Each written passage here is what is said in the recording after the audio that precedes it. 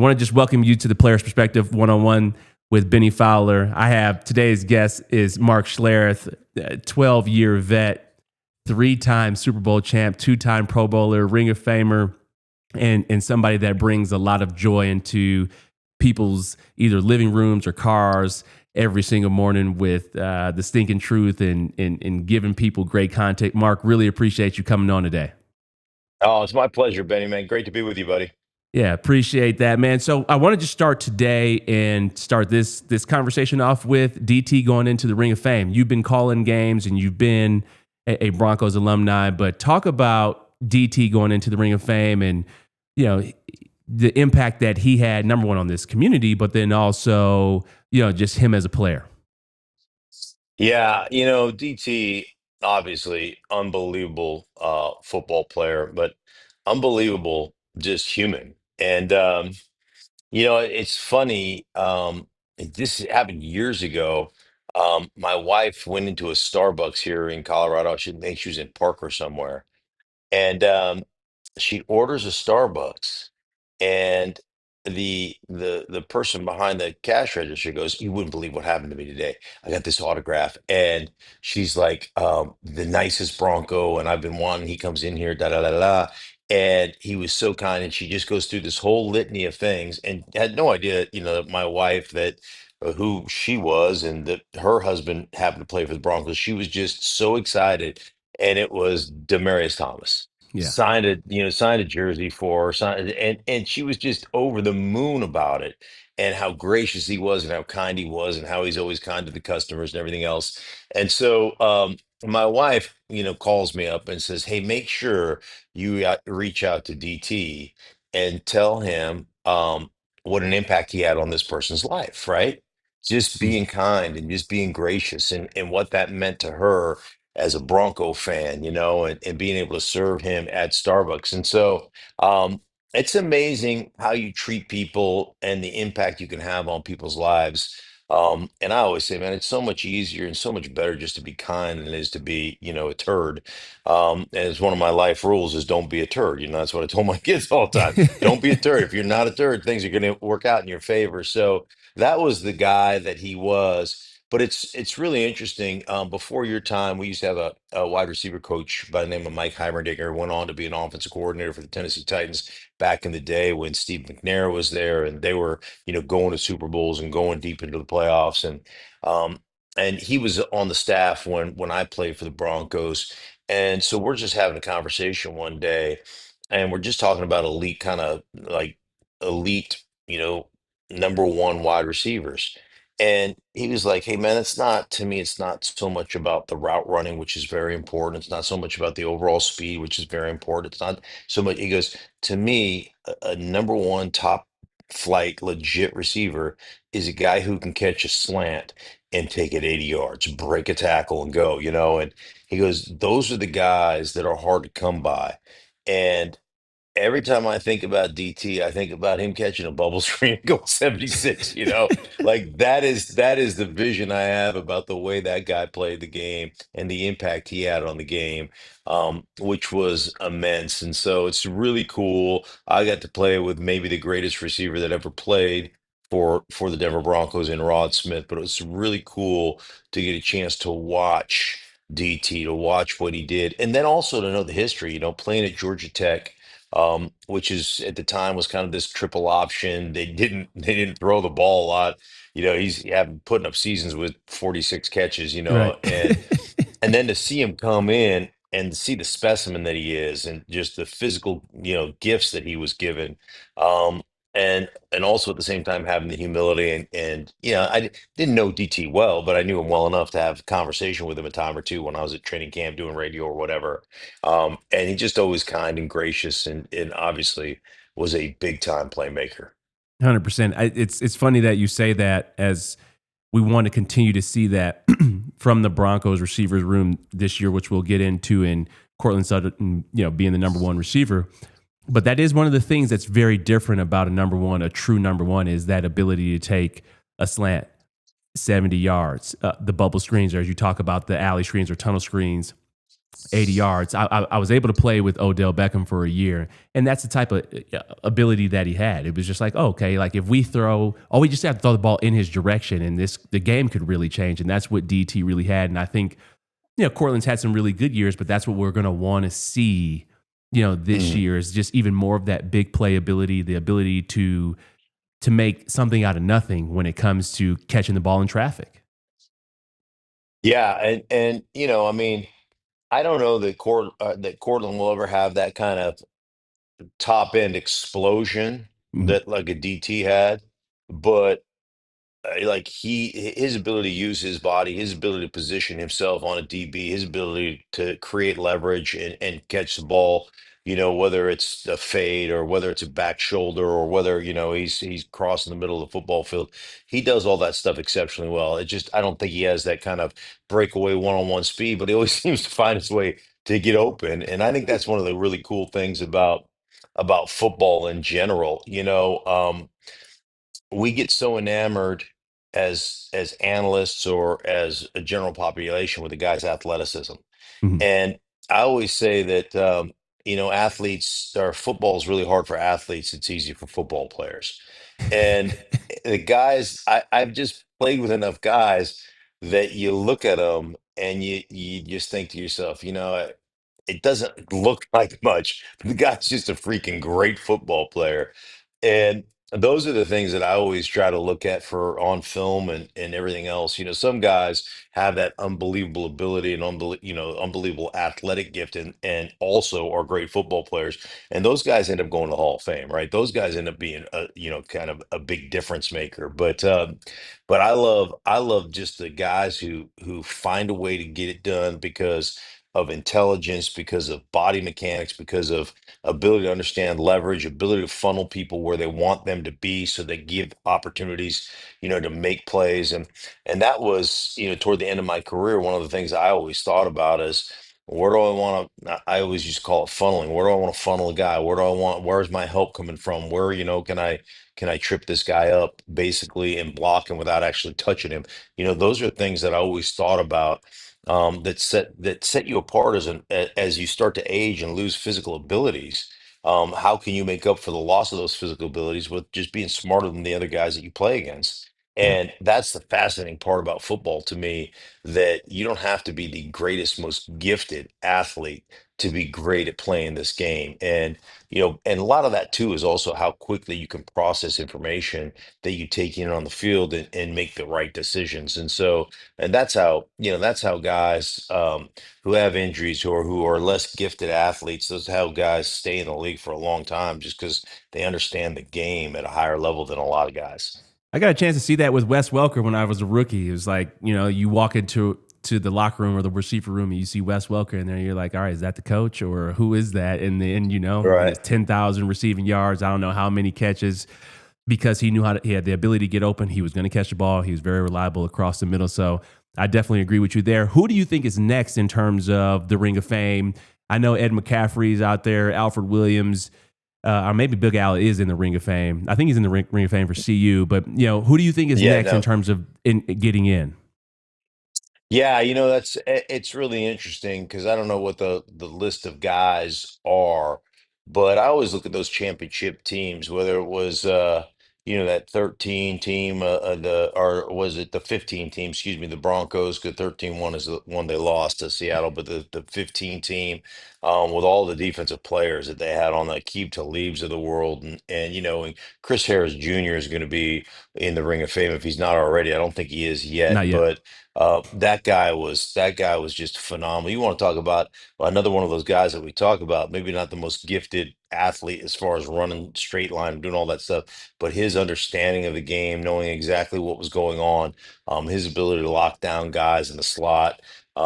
He was phenomenal. He'll be a Ring of Famer. I always enjoyed, watching him play. The guys, from my generation on those mid 90s teams, 97, 98, or late 90s teams, that won back-to-back championships. I always felt like guys who played for a long time that were part of championship organizations, and a big part of those organizations, guys like Eddie McCaffrey deserve to be in the Ring of Fame. 100%. 100%. I hope to see Eddie Mack in. got, made a tremendous impact on that team. Obviously, starting receiver and Mhm. all the things that he's done, but then also just a Broncos ambassador and what does it really mean to be a Bronco and what he meant to this organization. So I hope that he's definitely one of the guys that gets in. Let's jump into this current team now. Bo Nix is entering year 2. Sean Payton is entering in year 3. You've been around championship teams and championship organizations. You've been around great players. You've been around great quarterbacks. How would you grade so far just the Denver Broncos offseason, starting with free agency and then the draft? Yeah, I think the Broncos have done a really good job of one understanding what they are and having a vision of kind of where they want to go. How they've built this defense, and I will tell you, just in free agency, Hufanga is not only an amazing player when healthy, but he's an amazing human being. Like he is Yeah. so much fun to sit down and talk with, and and he's one of those sponges. When he got to San Francisco, under Robert Sala, who was the defense coordinator, with D'Amico Ryans, who was there, also the defense coordinator, that took over for Robert when he left to go to the Jets. Um, the way he just basically um, ingratiated himself into Fred Warner, and learning everything he could from Fred on how to play the game and the right way to do things. And so, he's been mentored by Troy Polamalu his whole life, since going back to college. So, like, he's got all these things put into place, all these parameters, and he's been taught the game the right way. And the guy is just a phenomenal player. Unfortunately, he's had a couple of injuries over the last couple of years, but like that dude, when healthy, is an eraser in the middle of the football field. And he is, one of those dudes that can sit there at heels at 14 yards and you run the ball right or left, and he'll be at the line of scrimmage when the ball carrier gets there. Just has got a great trigger for running the alley and understanding how to be involved in run support and all those things. So he's a guy I really like. Then Greenlaw, the other guy at the middle linebacker position. This is a position like we've had really good players Mhm. and we've got guys that can be special. I think Singleton is a great, great play. He's been so much fun to watch, and he's a real difference maker. And I think Cody Barton last year did a really good job for us. And there have been a lot of guys that have come through that do really good jobs.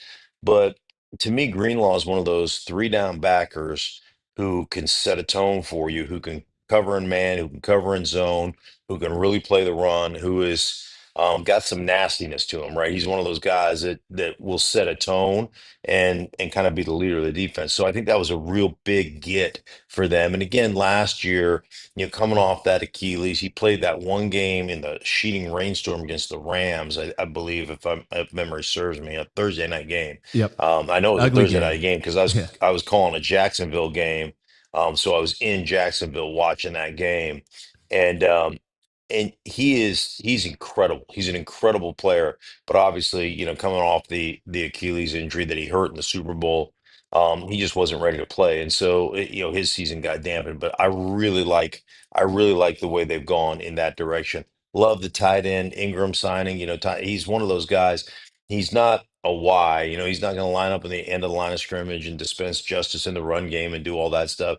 He's more that F motion tight end, split him outside. Get him some matchups, and he can do all that stuff really well. The other thing, I don't think the average fan um, really knows him because he's been in Jacksonville a couple of years. He started out with the Giants as a first rounder with the Giants, but the Giants really used him in the run game, as a jet sweep guy, as an orbit reverse guy, as like so they used him in a bunch of different fashions to get him the football, even running it. So he's athletically gifted. He's a really good player, and he's really kind of a matchup nightmare because he can be in the slot, he can be outside, he can be open, and like I said, more of that backside F tight end. So I really think they've done a great job with that. The other thing I think they've done a really good job in regards to the draft is not chasing guys. Like you go back to 2 years or last year, Bo Nix was a guy that was on their target, and I sat down and talked, had a 2 hour conversation with Sean Payton just about just on the phone one on one with Sean just about the whole process and every guy they drafted and how that guy fits. And I think one of the cool things about the Broncos right now, and this goes back to my time with Mike Shanahan and how the culture of this organization has always kind of, prided itself on the right type of guys. Um, and I think one of the cool things about the process there is there's a lot of it is how does he fit in the culture that we want to create? This competition, hard work, good people, that type of stuff. So I think they've done a great job with that.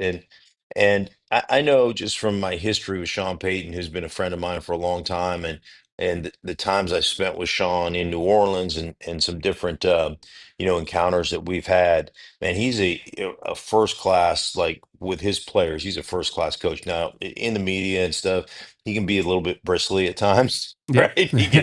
He can be kind of tough on people, but he really has his players back. He's really a smart football coach. And one of the first times I ever met him, um, I was in New Orleans. He had flown me in to speak to the team. Um, and so I came in, and so I go to the facility to meet with him. And the first thing he does, he takes me into his office and he shows me a bunch of video. Like, back then they had all the beta tapes, right? And then you Yep. put them in the projectors, and you had the little clicker going on, right? And it was at that time, we didn't have iPads for all that stuff, right? And so we had to have those tapes made. And he takes me into the not like tape of the 97, 98, 96, 97, 98 Broncos. And he's got all these cut ups. And he shows me all the things that Mike Shanahan created that innovated the league, from motioning fullbacks outside the formation to figure out if they're playing man or zone. And like Mike Shanahan is the first guy to do this, right? Like Yeah. these things are just standard operating procedures for NFL teams now. They were created somewhere, right? And they were created like Mike Shanahan was the one that created these things. And so he's taken me through the tape of when I played and the stuff that they're using and that he has implemented into the Saints organization. And so they've got the right guy. I tell you one thing real quick, Benny. Yeah. When Sean got there, one of the first things he did was made the cafeteria essential personnel only. And so I was calling a game the year before in Denver, and like you go in after practice and we go into the cafeteria, and right off the cafeteria is where they have the production meeting room, right? So Yep. it's right off the cafeteria. On the way, you walk outside to the weight room and all that kind of stuff, right? But it's right there. And there were people that I knew from the business offices having lunch down there with clients and everything else, right? In Yep. in the cafeteria. And Sean comes in and says, "Man, this is a sanctuary, and brown bag it, man. But you're not allowed to like Yeah. The little non-essential people things. like that. Like, yeah, you're not allowed down here. If my dudes want to come into the cafeteria and grab something in their underpants, they should be allowed to come down here, right, with no shirt on and a pair of grays, a pair of gray shorts, and they shouldn't have to worry about that." And so he kicked everybody out, and I was like, it was totally different the next time I come in when Sean's running the organization. I'm like, wow, this is different, right? Yep. And so those things matter, and he understands that, and he's a real players coach that way. I'm right there with you. I had the pleasure to play for Sean in 2020 during the COVID year, and I had not had that type of experience since Kubiak. Fox was a great Hmm. coach, but I was a rookie. I didn't know much. Then we have Kubiak, who's straight lace, straight to the point. And then we had I had VJ. Then I went to New York. Pat Shermer was completely different. And then I get back to the roots of exactly what you're talking about. Sean is super black and white in terms of, hey, this is how I want things. This is how things are going to be. If you have a problem with that, then you won't be here. And I'm happy to find you another place to play. And I appreciate things like that as a player. And then when you talk about the culture fit, I think you're 100% spot on in terms of how they pick players. I saw a graphic that talked about they didn't pick any players who had transferred. A lot of players had already played here at their organization at their university for 3 or 4 years. You talk about Hufanga, that's a culture fit. Greenlaw, culture fit. He wants tough, Mm. hard-nosed players, smart players, and I think that's what they got in Bo Nix, and I think that's what he'll continue to build. He's institutionalizing the type of culture that he wants, and if people who jeopardize the culture, they just won't be here. So I think Yeah. you're 1,000% on. I think one of the things that always resonated with me is as a player, and it was something I carried throughout my career, and it was something that Joe Gibbs, when I was a rookie with the Washington Redskins, and Joe Gibbs is a Hall of Fame, coach, unbelievable human being. But one of the things he used to say to us all the time, and it always resonated with me, he would say, great players or great athletes will make great plays in the first three quarters, but he goes, character men win games in the fourth quarter. Mhm. And he was like, I would much rather have a character individual, character man, playing for my team than a great athlete. And it was one of those things where it wasn't lip service, right? Like, he said it and he meant it, and that's the way we structured our team. And that was the same for my time here in Denver. Like, I was so fortunate and blessed because there are so many different organizations, and the culture of different organizations. And I went into an organization in Washington that was all about championship or bust, but it was all about how we're going to sacrifice for one another, or how we're going to play for one another. There was this real, um, camaraderie and sense of relationship that was part of that organization, that was important to our winning. And I think it's what set us apart and the reason we were successful. And so that was something when I came to Denver that was really important to me, to help develop that culture and develop that relationship and develop that sense of team before before me type of atmosphere. And um and I was fortunate that Mike Shanahan came from that type of culture as well. And so it was something that I was really fortunate to be a part of in the two organizations I played in. It's one of the things, one of the reasons why I love doing interviews like this, to give fans an inside perspective, especially from champions and people who have been a part of championship organizations, because that's where the Broncos want to get back to. Aqib Talib last week said the same thing on this show.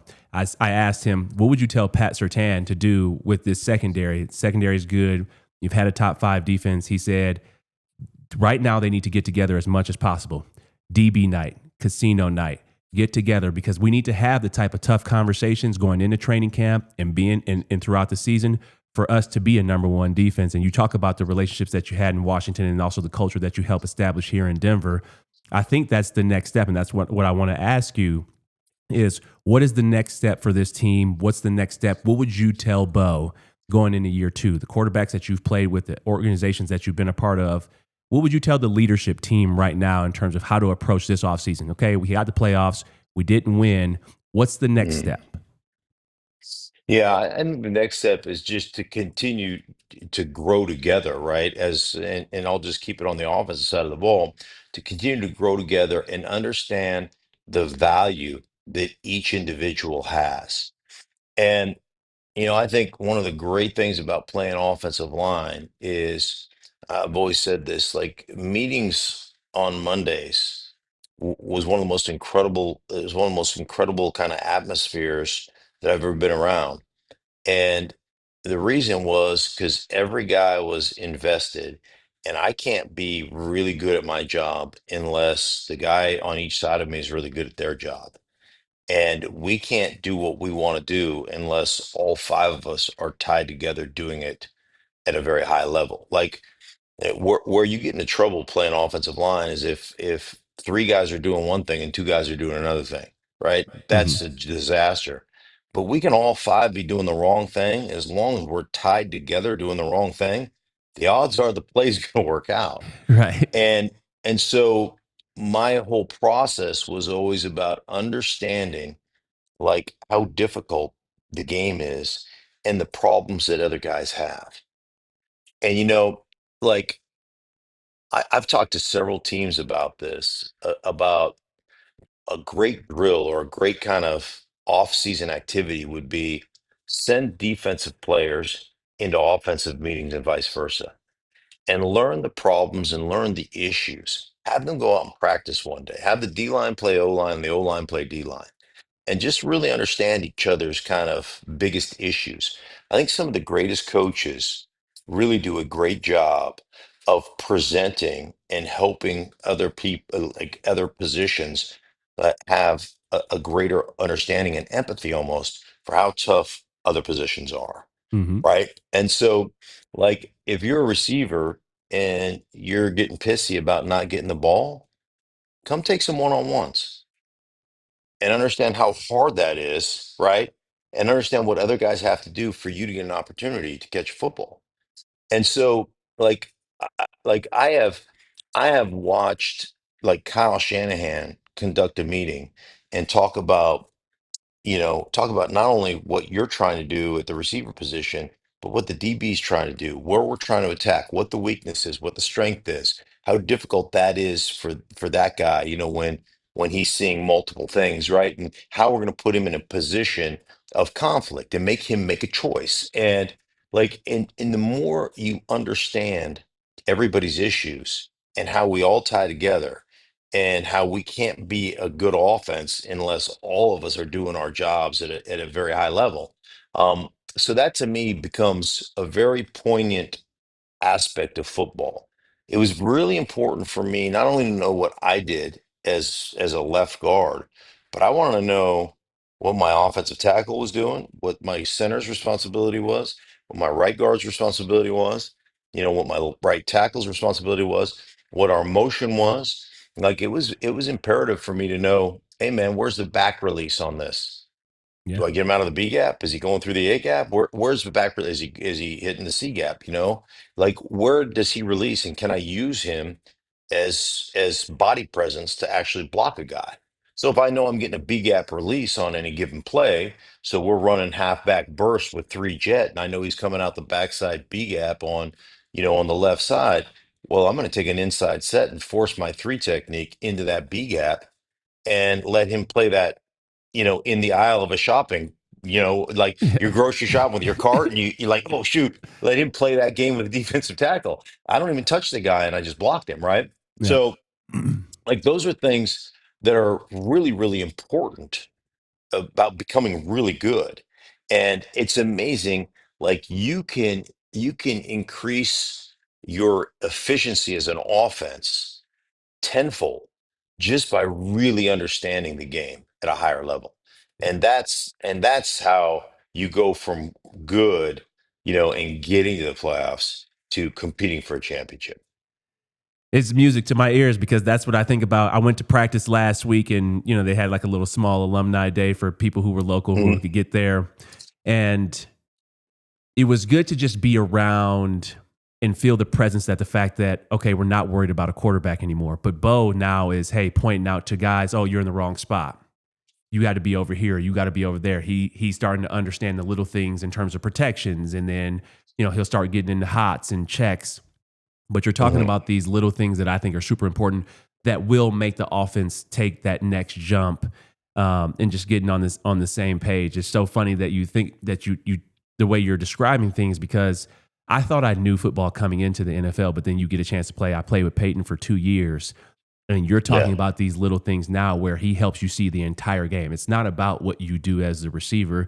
No, you might have a pick play right here based off of this stack combination. Okay, DT's coming on a drag, his defender's on the outside leverage. You need to run your basic and basically pick this guy so DT can get open even more. So you start to understand that. And okay, hey, you need to now understand the receivers had to do protection meetings with Peyton because you need to know who's hot. Do we have a number 4 hot with the safety, or is this the blitz? You need to let the tackle on your side know that this guy might be coming. So this is the next step for the offense that I'm really excited to see.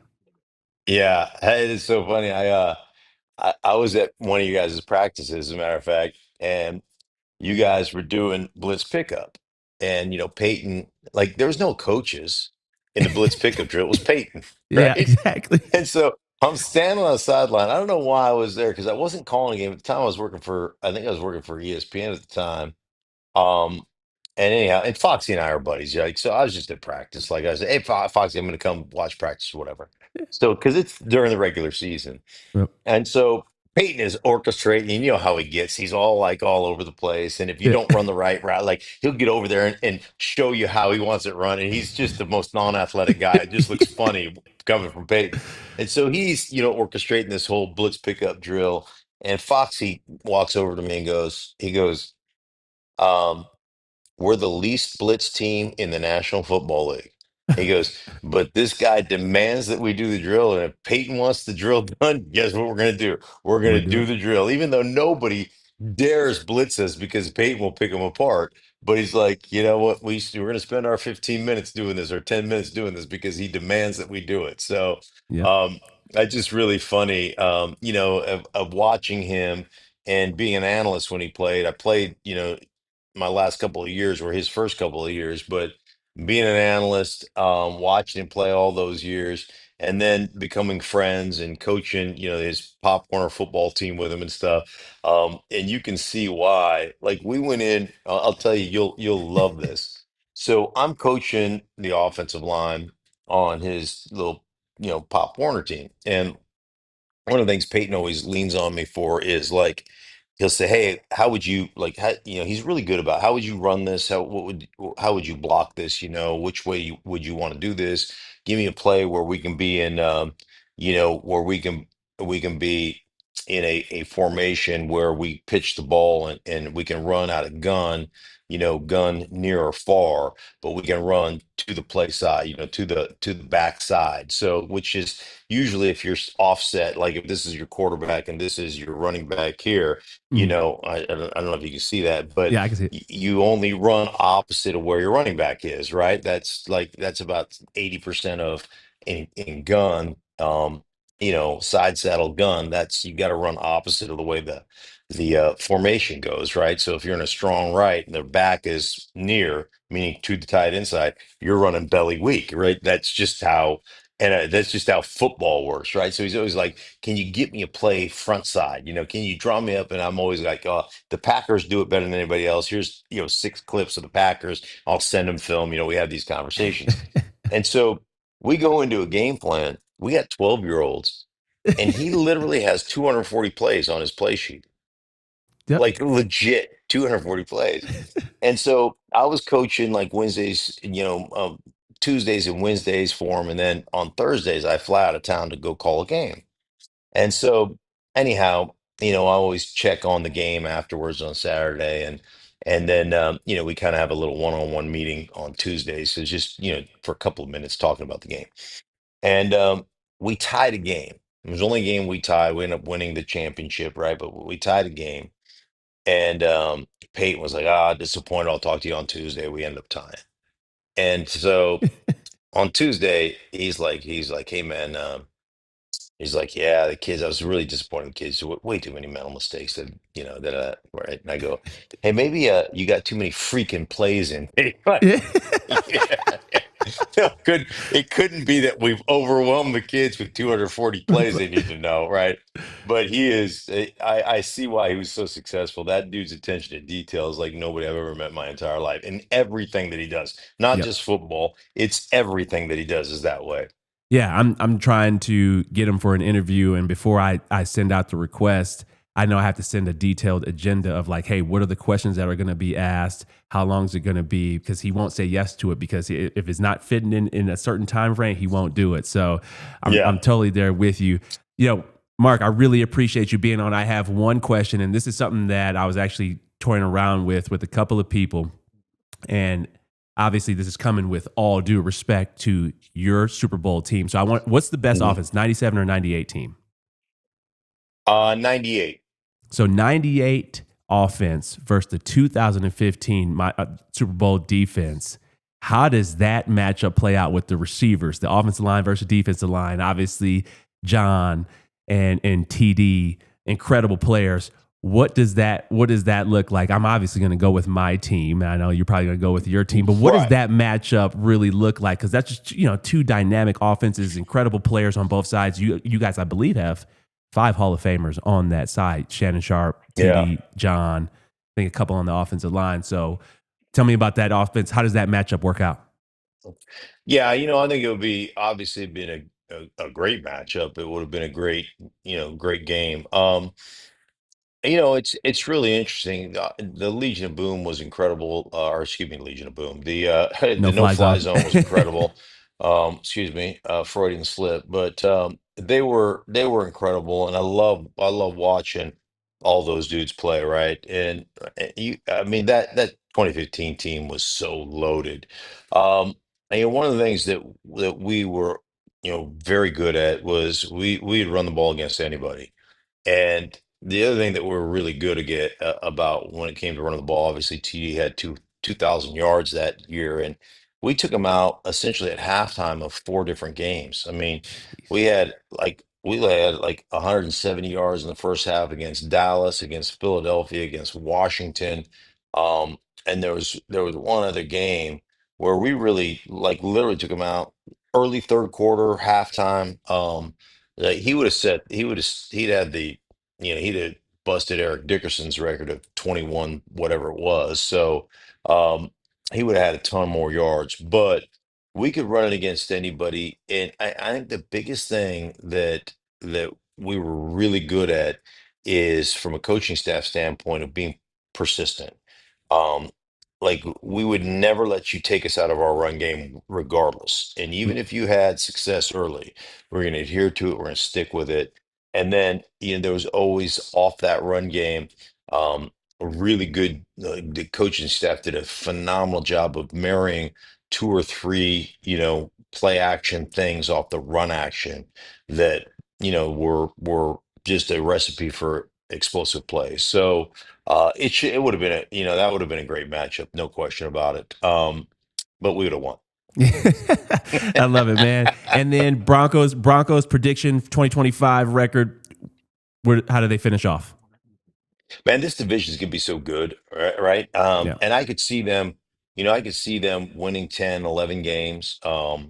And my thing is, they're gonna be a playoff team. This defense is outstanding. They've addressed some of the, they leaked a little oil toward the end of the season, but they addressed some of those things. I think this offense will be better. I think what really needs to happen, obviously, is like whoever the running back is, RJ Harvey or whoever else, whether it's Estime or whoever, they really have to establish their run game and have more consistent success with the run game to take some pressure off of Bo. And I could see Bo having maybe a few less yards or a few less TDs, but having to me a more efficient season coupled with a run game. And and I think that'll be a big part of what Sean Payton wants to accomplish. One thing about Sean is even you go back to those New Orleans days, and you played for him in New Orleans one year, but even early in his career, man, it didn't matter who it was. They always had this top 10 run game, and it was that kind of two back system, and they were always just efficient at it and always created big plays out of that. So, really excited about this. And again, the record, whether it's 10 wins, 11 wins, it'll be somewhere in that vicinity. I think they have a much better opportunity going into the playoffs to come out successful, to win a game or two or three, in a playoff run. So I'm really excited about their opportunities. Awesome, everybody. This is Mark Schlereth. Really appreciate you. Check him out on the Seeking Truth podcast, and then also 104.3 The Fan, and then also Breakfast Ball. He's a jack of all trades in terms of all things media, but bringing a really educational perspective to the game, and then also just insights that people need to know. So, Mark, really appreciate you. Benny, it's always good to be with you, man. All the best to you and to yours, and I will catch up soon. All right, appreciate you.